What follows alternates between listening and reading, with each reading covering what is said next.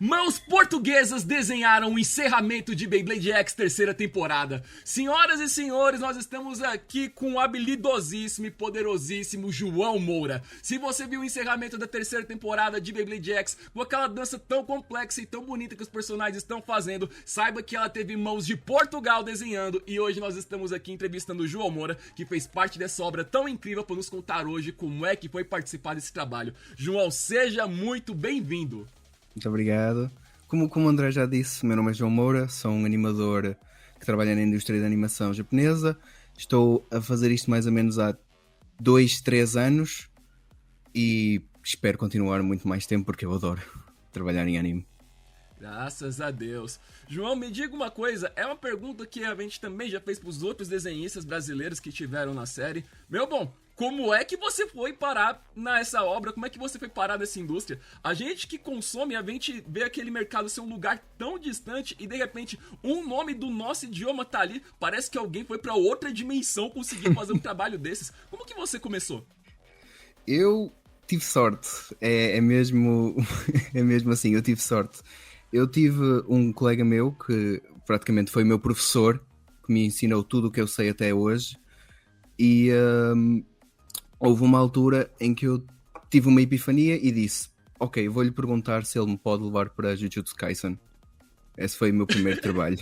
Nossa, já chegou no forte assim? Você quer dizer que O meu primeiro trabalho foi Jujutsu Kaisen. Por isso, eu acho que isso foi uma das portas que me deram a chance de trabalhar em tantas séries com de tanto nome.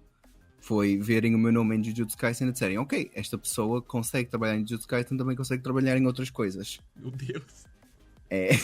Por acaso foi uma surpresa. Mas sim, foi isso. Ele deu-me um teste final que, se eu conseguisse terminar até um certo dia, ele levava-me para Jujutsu Kaisen. E pronto, aconteceu. No episódio 52, se não estou em erro. O episódio do Yuji e do Megumi contra o velhinho, que eu não me lembro do nome agora. Já começou em algo que era bem pedrada. E, sim. Meu sim, Deus, sim. E como que se manda currículo pra um lugar tão distante que nem esse? Mesmo aqui no Ocidente, você tenta falar qualquer coisa com alguém que é do Japão, ninguém responde nada, parece que só vai pro abismo, não cruza essa outra dimensão. Mas você mandou algo e estava ali. Como que foi isso? Foi... Normalmente, na indústria japonesa, os produtores usam imenso o Twitter. O Twitter é a forma que nós temos mais fácil de falar com os nossos produtores, e a chave da abertura, a chave que abre a porta, é o nome nos créditos.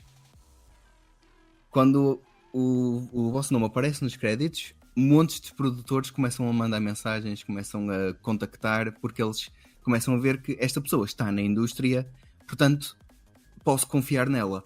Enquanto, se for uma pessoa que está apenas a começar e mandar uma mensagem a um produtor, como não tem crédito e não tem experiência na indústria, o produtor vai sempre ter aquele receio antes de enviar qualquer coisa. Nossa, isso me lembra sobre a parte de ter o nome nos créditos. É como se o Twitter acabasse virando... acho que utilizam em Portugal também o LinkedIn. As conexões todas são feitas pelo LinkedIn. E Sim. Twitter, pros animadores, e o nome aparecer no crédito, você vai indo dali. Mas, nossa, se pra você ser chamado, você precisa ter aparecido nos créditos, mas aí você ainda está a começar, onde que se pega pra poder ir? Meio que fica um paradoxo. Normalmente... fazendo Hakugakis, fazendo desenhos para o Twitter e mostrar aos produtores que vocês conseguem fazer o desenho. Ou seja, apenas a fazer testes, apenas a fazer animações, apenas a fazer desenhos e postar no Twitter e mostrar que tem qualidade de indústria. Conseguem fazer bem a pipeline, conseguem... o estilo da animação, essa cena toda é muito importante para os produtores verem que esta pessoa é capaz. Mesmo que não tenham experiência de indústria, se mostrarem que estão aptos para a indústria, os produtores normalmente costumam abrir as portas um bocadinho mais. Incrível. A qualidade do trabalho que você apronta por ali é de onde que eles vêm, gente. Isso é impressionante. Falando, inclusive, do seu Twitter, você trabalhou no encerramento de Beyblade X e você também teve em várias outras obras. Com o que você já fez? Já estive em Jujutsu Kaisen, Solo Leveling, Kusuria no Itorigoto, Apothecary Diaries, o Ataru, que é uma série não muito conhecida do Japão, é daquelas séries que tem tipo imensos episódios para crianças. Já trabalhei em Gachiakuta recentemente. Muita coisa mesmo. Desde que comecei, e nunca achei que ia chegar a ter tantos nomes nos meus créditos. Nunca achei. Mas fico mesmo muito feliz por realmente isto estar a dar fruto. E olha que não é pouca obra não, viu? Porque todas essas que você mencionou são bem populares aqui no Brasil, é só nome de peso. Imagine então os fãs de Portugal também saberem que você também tá em todas essas obras. Foram a partir delas que aí você teve, que eu chamo, digamos, de argumento, que aí o pessoal de Beyblade pôde pensar, ok, esse cara pode vir e desenhar algo que é tão importante que é o encerramento. Como é que foi essa parte de ir pra Beyblade? Você já consumiu quando você era criança? Como que foi? Já desde criança consumo Beyblade, desde o início com o Tyson, com como é que ele se O Jinka? como é que se chama? O Dranzer? O Kai Vatari, o Kai, todos esses. Comecei com Beyblade normal, depois fui para V-Force, G-Revolution, e depois, quando eu achava que Beyblade já não dava na televisão, comecei a ver que Metal Fusion, ou seja, Metal Saga, começou. E eu dei uma chance, porque na altura Beyblades metálicos não era muito a minha coisa, mas dei uma chance e passei a adorar.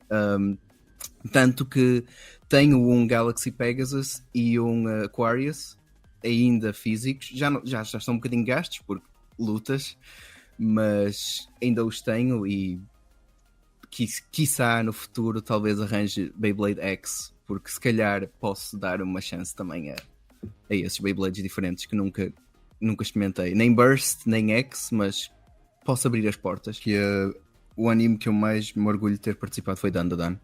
A Dandadan tá extremamente famoso. Aqui no Brasil, ela tá com 2 dublagens por causa de que tem tecnicamente de que nesse serviço de streaming tem que ser... Eles têm que fazer a voz nesse outro serviço, eles têm que fazer a voz, então meio que você tem oficialmente 2 vozes. Em Portugal é assim também? Você sabe se Dandadan em Portugal, tá com 2 dublagens ao mesmo tempo? Em Portugal, eu acho que temos vários estúdios de dublagem, mas acho que é mesmo só uma. E quando é necessário mudar, muda-se as vozes, nem sequer se dizem nada, porque houve uma vez este problema de Dragon Ball Z, em que mudaram a voz do Goku e nem disseram ao voice actor original. Tipo, mudaram apenas a voz dele no Dragon Ball Super, no Broly. Meu Deus, gente, ainda mais que uma obra que vai pro cinema deve ter sido um choque tanto. Olha, eu lhe digo que eu vi o dublador do Vegeta de Portugal, e esse homem tem um carinho pro personagem que, meu Deus, é tão legal, inclusive, quando a gente vai escutar a dublagem, nós dois falamos o português, mas são utilizados outros termos, outros caminhos de se chegar na mesma fala da mesma cena. É algo tão divertido. O que você acha de que é esse caminho de o mesmo texto passar em 2 países? Até mesmo Beyblade, se você pegar no YouTube, tem mais facilitado o português do Brasil do que o de Portugal. Você já chegou a comparar como é que era a mesma cena e as diferentes falas da mesma obra? Em Dragon Ball, o Dragon Ball Z, em Portugal, era um pouco mais para a brincadeira. Sim. Muitas das piadas são mesmo piadas que só portugueses vão entender, várias referências.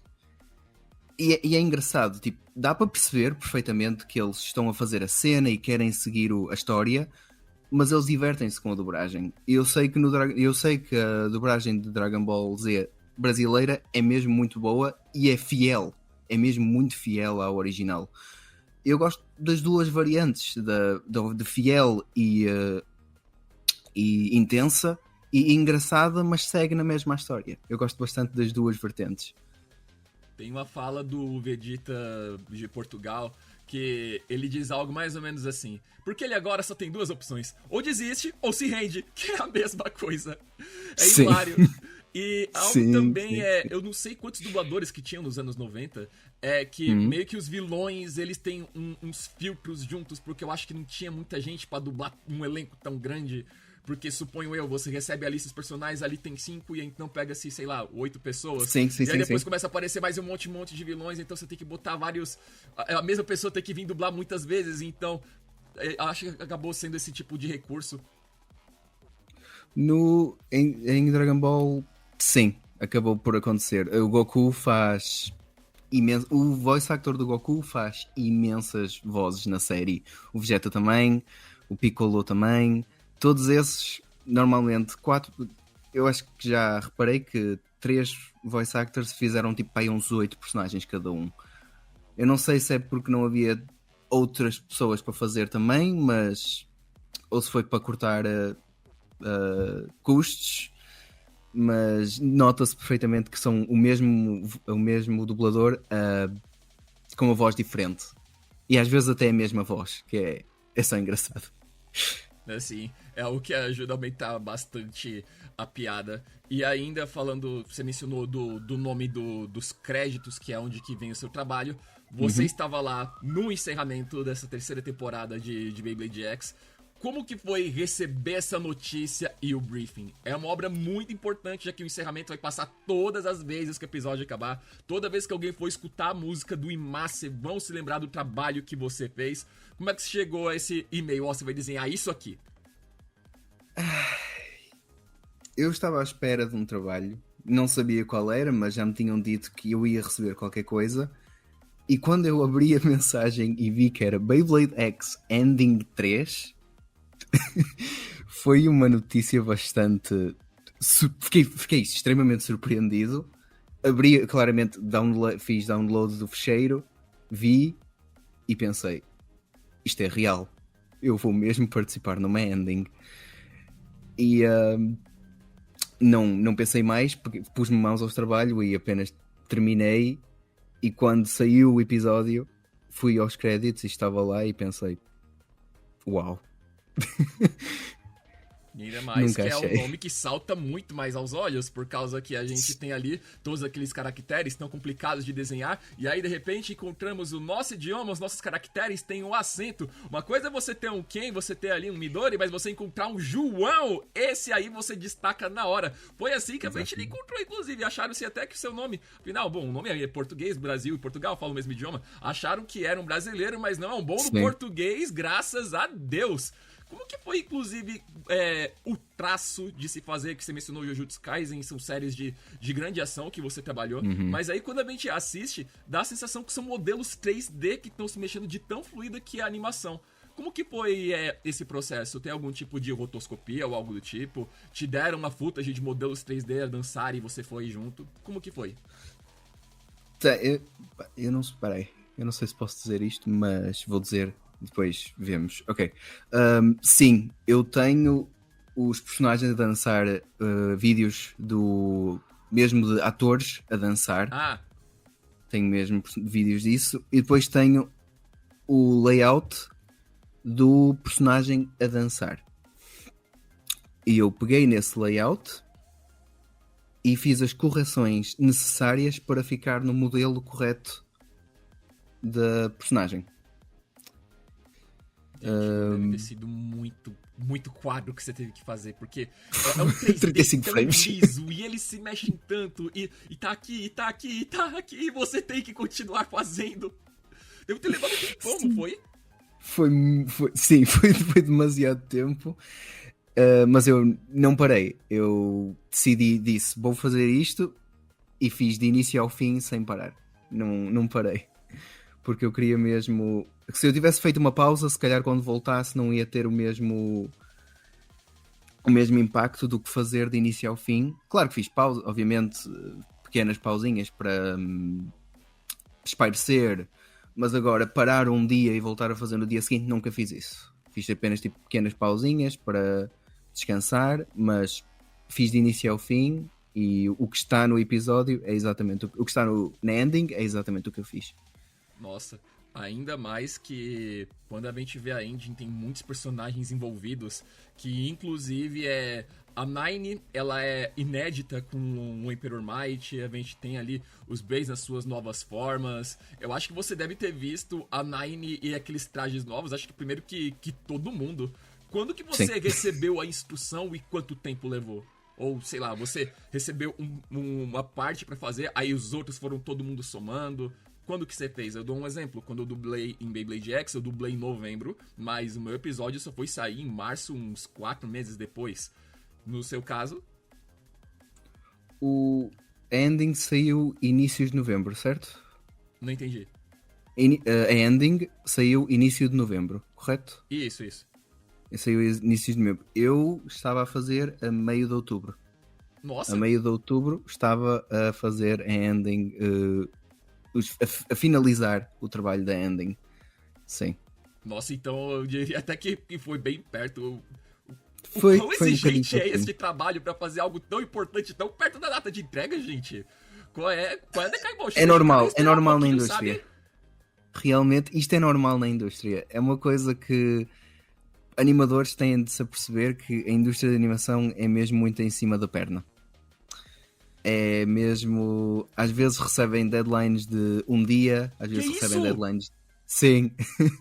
Às vezes recebem deadlines de 2 dias, às vezes até menos de 24 horas.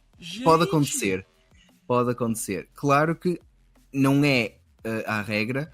Claro que há produtores que dão uma semana de deadline, às vezes dão meses, mas agora, quando é uma coisa que está prestes a sair, normalmente costuma-se apertar os deadlines e às vezes é necessário fazer sacrifícios e apenas trabalhar e conseguir.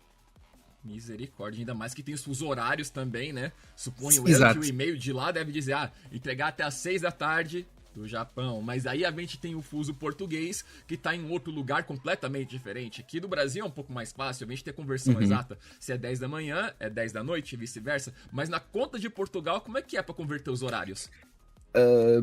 Às 4 daqui é meia-noite no Japão. Ah, então é 8 a mais. 8 a mais. Ah, sim, que 4, 8, porque tem a tarde e a noite. Ah, sim, são 8 horas a mais, porque aqui... E portanto, um às 6 vezes... ou é 9 que acaba fazendo com que a gente sempre alinhe só inverter o AM pelo PM.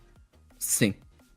E depois, às vezes, eu trabalho da noite. Às vezes eu trabalho durante a noite, porque no Japão já é dia, e portanto eu tenho que trabalhar durante a noite para poder falar com os meus produtores. Porque se eu estiver a trabalhar e tiver uma pergunta para o meu produtor e é tipo 2 da manhã no Japão, ele não me vai responder. Portanto, se eu estiver a trabalhar durante a noite, que já é de dia no Japão, aí eles já me respondem. Claro que tenho que sacrificar um bocadinho do meu dormir, do meu sono, mas pá, começar em Jujutsu Kaisen ajudou-me imenso, porque os deadlines, como já, não sei se é óbvio, mas Jujutsu Kaisen Season 2 teve uma produção muito má. Teve uma produção que havia episódios a sair e havia pessoas a trabalhar no episódio seguinte. Havia pessoas a trabalhar na mesma semana no episódio que ia sair e estavam a trabalhar ainda na semana no episódio que ia sair. E eu estive dentro dessas condições e digamos que o meu horário de sono está um pouco alterado desde Jujutsu Kaisen, que é um pouco bom para alguém que trabalha para o Japão, mas ao mesmo tempo eticamente não é assim tão bom. Misericórdia. Inclusive, você falou sobre conversar com os seus produtores no Japão. O japonês com o japonês, eles sabem como é que eles se viram uns com os outros. Mas a gente que é de um idioma tão distinto, o que os japoneses acham de ter alguém de Portugal? Qual que é a opinião do Japão com os portugueses? Eu recentemente fui ao Japão. Agora, mais ou menos em outubro. Sim, em outubro fui ao Japão e acabei por visitar alguns estúdios. E tive exatamente essa resposta que tu acabaste de me perguntar, que é diferente. Então, as pessoas estão habituadas a América, às vezes vêm alguns de França, porque França está bastante forte em animação. Sim. Mas agora, Portugal não tem quase ninguém a trabalhar na indústria japonesa. Acho que nós somos mais ou menos 4. Acho que nós somos 4 a trabalhar na indústria japonesa, ou 5 ou 4. Gente! é um país que não está assim tanto ligado à animação. E se está, é a 3D e não a 2D. E normalmente na escola, quando se aprende animação, normalmente estás a aprender o método americano. Olha. Não estás a aprender o método japonês. Se queres aprender o método japonês, é mesmo de self-taught. Tens de ir a resources e a sites que te ensinem e aprender sozinho. Porque se fores para ir para uma escola ou para um curso de animação, vais aprender a versão americana. Ou seja, eu tive de me desviar da animação americana, e mesmo nas minhas escolas e nas minhas aulas e escola de animação, eu utilizava sempre a indústria japonesa, a pipeline japonesa, para fazer os meus trabalhos. O meu professor ficava sempre a pensar: desiste do anime, desiste da pipeline japonesa, porque é no Japão, tu estás em Portugal, portanto é uma distância muito grande e isso nunca vai acontecer. Mas eu disse: não, eu vou continuar até ser possível. E pronto, posso dizer que estou feliz por ter continuado. Olha, vou te dizer que esta parte do americano ser o mais importante, você fazendo o japonês, não, o importante é o americano, eu diria até que é meio que uma colonização cultural indireta que o método americano é. Eu, no meu curso de dublagem, uma das coisas que a gente teve que fazer foi a gente ver, antes de começar a dublar, a gente teve um mês só, comparando como é que são obras, como é que o americano conta o enredo, como é que o europeu conta o enredo, como é que o francês conta. E aí a gente notou algumas coisas extremamente sutis, como por exemplo, o americano, ele manda você seguir. Você vai pra onde ele quer que ele aponte, que você olhe pro enredo. Então meio que eu diria que é um jeito sutil dele ser dominador. O estilo europeu, a gente teve um filme, acho que era da Grã-Bretanha, e um outro francês. Ele coloca você no enredo e você olha e você tem tempo de você tirar a própria conclusão. Ele lhe expõe. O japonês agora eu não me lembro como é que é, mas também era uma outra maneira de se contar a história. Então quando você agora me fala desta, me lembrou disso. Até mesmo no ensino do método, o americano quer dominar e pegar. Sim. E o que é mais irônico é que agora, quando você tem uma produção americana, eles colocam anime, que é o do Duolingo. Sim. O Duolingo, ele é americano, mas o anime que já foi tão desprezado no mercado americano, as adaptações que Dragon Ball passou, como a gente já falou hoje, Sailor Moon tinha que ficar de outro jeito, sempre tem que dar pra ficar do jeito que o americano quer. E agora o americano, ele quer ser anime, então ele pega suas obras novas e o chama como tal. O do Devil May Cry, sim, é um traço 2D, é uma animação, mas chamou-se de anime do Devil May Cry. Tá, Devil May Cry é do Japão, mas nota-se aí que veio uma ideia um pouco mais americana. É o anime de Devil May Cry, é o anime do Duolingo, é o anime do Castlevania, mas se chamasse só de desenho, só de série, ninguém ia querer ver. Então eu acho que fica um tanto quanto irônico. Também temos o Tomb Raider. Assim, mais outro. Anime do Tomb Raider. Mas Tomb Raider, até onde eu lembro, é bem americano. Acho que também... Não, mas acho que este é mesmo anime, que é o de Terminator. Que acho que vai mesmo ser anime não... acho que é feito pela Production IG, que é um estúdio japonês. Não, ok. Mas a gente, realmente, cara, o americano, ele despreza de um lado, que é tanto dele, quer que seja do jeito dele, mas agora ele tá querendo que a coisa seja anime, mano. Vira uma grande, de uma contradição. Falando ainda sobre como é que é em Portugal, eu trago aqui agora uma pergunta dos Bladers de Portugal, que é do meu inscrito, Blader Peter. E ele diz aqui, vou ler aqui com as palavras que ele falou. Ele fez um perguntão bem grande, então acho que você vai conseguir responder por bastante tempo. Ok. Ele disse: qual foi a tua reação assim que soubeste que ias trabalhar numa obra tão lembrada por muitos, e ainda mais quando éramos pequenos? E como tem sido a experiência e o feedback até agora? Porque está tão grande agora e cada vez tem mais pessoas em Portugal, em Porto e Lisboa a participar em torneios e a tornar conhecido este incrível hobby que não desapareceu e está surpreendente como nunca antes. Convido a participar dos torneios de Beyblade K em Portugal e tem o Instagram dos Bladers portugueses jogando, que é @Beyblade_PT.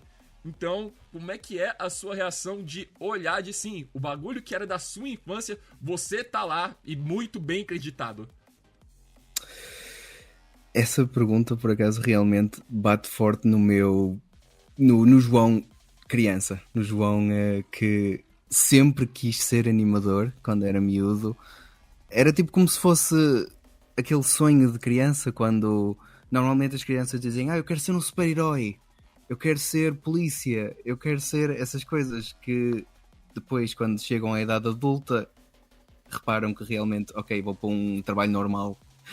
Mas animador foi uma coisa que eu sempre quis ser e realmente sempre pensei nessas séries. Sempre pensei em Pokémon, sempre pensei em Beyblade, sempre pensei em Digimon. Essas foram as minhas séries de infância. Eu cresci com estas séries e cresci bastante com Beyblade porque eu tive alguns Beyblades que já nem tenho, mas por exemplo um Gravity Ape de Beyblade V-Force. É raro esse, hein? Tive um Dranzer, tive um Draciel de G-Revolution, daquele que era pequenino e era mais metálico. Não me lembro agora qual era, mas acho que foi o último Draciel que o Max teve. Também tive esse. E agora, atualidade e ver o meu nome numa ending de Beyblade, numa série que eu desde criança que me inspira imenso, é surreal.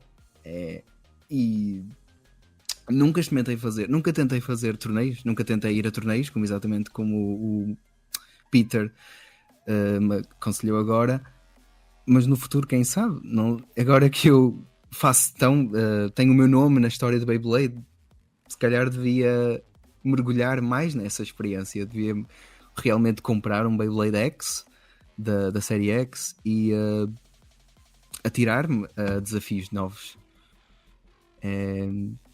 Sinto mesmo muito feliz por toda a gente por os Bladers portugueses gostarem tanto e estarem-me a dar tanta força e muito obrigado. Com certeza. Meu querido, você é um exemplo para os Bladers portugueses, porque é muito bom a gente ver uma pessoa que é do mesmo país estando ali dentro, uma obra tão distante que a gente admira. Então você é um herói para todos, 100% dos Bladers portugueses, os meninos, as meninas, os grandes, os pequenos. Tem alguém que fala o português, que tá ali, o português de Portugal. Que inclusive eu lhe pergunto, dos Base X, a distribuição na Toys R Us de Portugal até que tá indo de maneira razoável. Você já conseguiu ver um Extreme Dash em pessoa? Você já conseguiu ver os Bays correndo, porque realmente eles fazem velocidades perto de 300 km por hora numa área ali com metal e com plástico? Não, por acaso não. A única experiência que eu tive com Beyblade X foi quando anunciaram Beyblade X e eu estava a ver um canal de YouTube chamado BBG, Assim, que são os Beyblade Geeks. E eles foram atacar Itomi no Japão, compraram a primeira vez o primeiro Beyblade X que tinha saído, e essa foi a primeira vez que eu vi um Beyblade X. Agora, pessoalmente, na minha mão e ver Beyblades a lutar, não, por acaso ainda não. Mas é como eu disse, talvez no futuro eu mergulhe nessa experiência.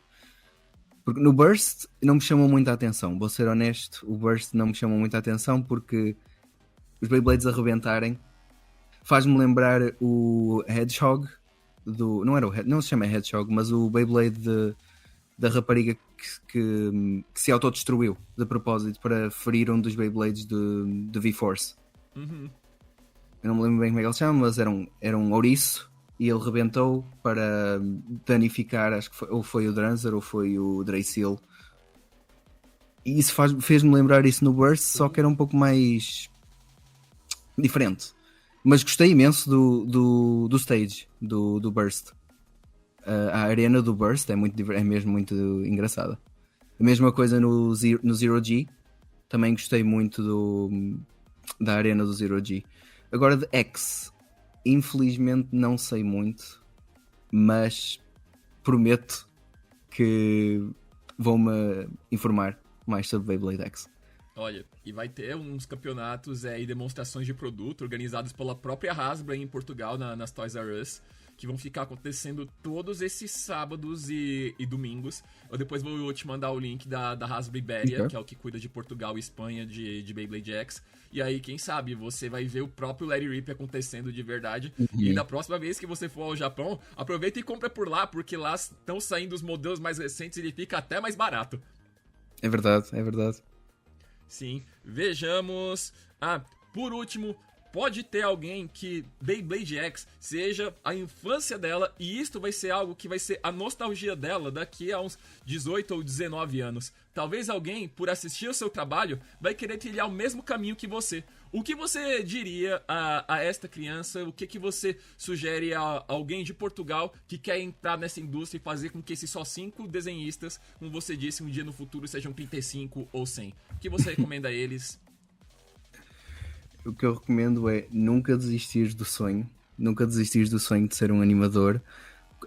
Praticar imenso. Mesmo quando está num burnout. Como é que eu digo isto? Ora bem. Mesmo que estejas num burnout, nunca desistas. Nunca realmente digas, ok, este sonho é impossível. Não. Continua para a frente e... vai acontecer, porque foi exatamente o mesmo que me aconteceu. Eu nunca desisti, sempre continuei a praticar a animação no estilo japonês. E mesmo com toda a gente a dizer nunca vai acontecer, eu sempre disse não. Eu vou continuar a fazer isto e se der frutos, deu. Se não der, prontos. Mas eu nunca vou desistir até realmente alguma coisa acontecer. E é um dos conselhos que eu mais posso dar é segue em frente, nunca desistas. Que inclusive essa é uma parte que está nas letras de muita abertura de Beyblade sobre continuar lutando pelo sonho. E meu bom, que bom ver que você está lá, mais um falante do português e mais ainda português de Portugal, ajudando o Beyblade a crescer e ser cada vez mais forte. Meu querido, gostaria de lhe agradecer imensamente do seu tempo, ainda mais que com os seus fusos horários tão bagunçados e os desenhos com os prazos tão curtos para você desenhar, você separou um tempo para que Bladers do Brasil e de Portugal possam lhe escutar. Eu agradeço imensamente por você ter escutado a gente hoje e ter compartilhado o seu imenso conhecimento conosco. Diga, inclusive, onde as pessoas podem te seguir para ver o que você anda aprontando e ver outros desenhos que você apareça além de Beyblade, porque você já disse todas essas obras, pode vir até mais. A gente quer saber para onde esse português está indo. Meu Twitter @silverani72 é o que eu mais uso. Também tenho o Instagram, mas não uso muito. O Twitter é mesmo onde eu posto exatamente onde foi acreditado, o que é que eu faço, e se me derem permissão, às vezes consigo postar realmente o keyframe, a animação de keyframes. Às vezes tenho lá, por exemplo, tenho Dandadan, tenho realmente o que eu fiz de Dandadan, tenho também de Fate, e quem sabe no futuro, se me derem mais permissão, eu vou postar o que sempre que me derem a permissão. Porque se não tiver aí, atrapalha até o trabalho do Caba. E a gente quer que você continue desenhando mais vezes, que tenha mais português desenhando em Beyblade do que mais for. Novamente, meu rei, muitíssimo obrigado. Meus queridos, por favor, todo mundo seguindo o João. É bom ver a força de Portugal participando dessa indústria. E se você não viu os outros desenhistas que também participaram de Beyblade, aqui embaixo vou colocar os links para você escutar todas as perspectivas de como é que é trabalhar com Beyblade X, gente. Novamente, João, muitíssimo obrigado. E a gente vai ficando por aqui. Até a próxima, gente.